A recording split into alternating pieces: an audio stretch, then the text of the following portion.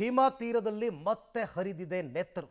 ಗ್ರಾಮ ಪಂಚಾಯತ್ ಅಧ್ಯಕ್ಷನೊಬ್ಬನನ್ನ ಬರ್ಬರವಾಗಿ ಹತ್ಯೆ ಮಾಡಲಾಗಿದೆ.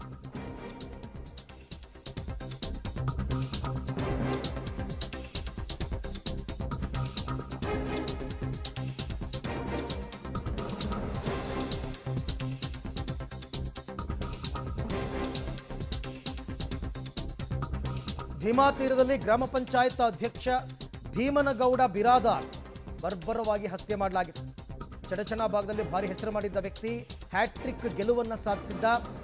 ನಿಂಬರಗಿ ಗ್ರಾಮ ಪಂಚಾಯತ್ಗೆ ಆಪ್ತನನ್ನ ಕೂರಿಸೋದಕ್ಕೆ ಸಿದ್ಧತೆ ನಡೆಸಿದ್ದ ಭೀಮನಗೌಡ.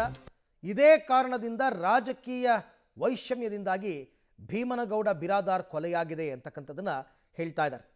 ಸದ್ಯ ಹಾಲಿ ನಿಂಬರ್ಗಿ ಗ್ರಾಮ ಪಂಚಾಯತ್ ಅಧ್ಯಕ್ಷರಾಗಿದ್ದ ಭೀಮನಗೌಡ ಇನ್ನೆರಡು ದಿವಸದಲ್ಲಿ ಅಧ್ಯಕ್ಷ ಸ್ಥಾನಕ್ಕೆ ರಾಜೀನಾಮೆ ಕೊಡ್ತಾ ಇದ್ರಂತೆ. ಆ ಜಾಗದಲ್ಲಿ ತನ್ನ ಆಪ್ತನನ್ನ ಕೂರಿಸೋದಕ್ಕೆ ಸಿದ್ಧತೆ ಕೂಡ ನಡೆಸಿದ್ದ. ಇದರಿಂದ ವಿರೋಧಿಗಳಿಗೆ ಗ್ರಾಮ ಪಂಚಾಯತ್ ಅಧ್ಯಕ್ಷ ಸ್ಥಾನ ನಮಗಿನ್ನು ಕನಸು ಅಂತ ಅನಿಸಿದ್ದು. ಇದರಿಂದ ಭೀಮನಗೌಡ ಮೇಲೆ ಆಕ್ರೋಶಗೊಂಡು ಈತನನ್ನು ಮುಗಿಸ್ಬಿಟ್ರೆ ಗ್ರಾಮ ಪಂಚಾಯತ್ ಅಧ್ಯಕ್ಷ ಗದ್ದುಗೆ ಸರಳವಾಗಿ ಹಿಡಿಬಹುದು ಅಂತ ಯೋಚಿಸಿ ಈ ಹತ್ಯೆ ಮಾಡಿದ್ದಾರೆ ಅಂತ ಹೇಳಲಾಗ್ತಾ ಇದೆ. ಆದರೆ ಈ ರಾಜಕೀಯ ದ್ವೇಷಕ್ಕೆ ಮನೆಯ ಆಧಾರ ಸ್ತಂಭವಾಗಿದ್ದ ಭೀಮನಗೌಡನನ್ನು ಕಳ್ಕೊಂಡ ಕುಟುಂಬ ಮತ್ತು ಆಪ್ತರು ಈಗ ಕಣ್ಣೀರಿಡುವಂತಾಗಿದೆ. ಈ ಬಗ್ಗೆ ಮತ್ತಷ್ಟು ಮಾಹಿತಿ ನನ್ನ ಕೊಲೀಗ ಪುರುಷೋತ್ತಮ್ ಅವರಿಂದ ಪಡ್ಕೊಳ್ಳೋಣ. ಪುರುಷೋತ್ತಮ್, ಈಗ ಕಾರಣ ಏನು ಈತನ ಕೊಲೆಗೆ ಅಂತಕ್ಕಂಥದ್ದು ಗೊತ್ತಾಯಿತು, ಬಟ್ ಕೊಲೆಗಾರರು ಯಾರು ಅಂತ ಕನ್ಫರ್ಮ್ ಆಯ್ತಾ? ಈಗ ಪೊಲೀಸರು ಇಲ್ಲಿ ತನಕ ಏನು ಆ್ಯಕ್ಷನ್ ತೊಗೊಂಡಿದ್ದಾರೆ? ಅರವಿಂದ್, ಮೊದಲನೇದಾಗಿ ಏನು ಅಂತಂದರೆ ಏನು ಒಂದು ಇದು ಬರ್ಬರವಾದ ಹತ್ಯೆ ನಡೀತು, ಅದಾದ ನಂತರನೇ ಎಚ್ಚೆತ್ತುಕೊಂಡಂಥ ಪೊಲೀಸರು ಏನು ಅಂತಂದರೆ ಪ್ರಮುಖವಾಗಿ ಏನು ಒಂದು ಪಬ್ಲಿಕ್ ಟಿವಿಲಿ ಎಕ್ಸ್ಕ್ಲೂಸಿವ್ ಒಂದು ವಿಡಿಯೋನ ದೃಶ್ಯವನ್ನು ತೋರಿಸಿದ್ವಿ.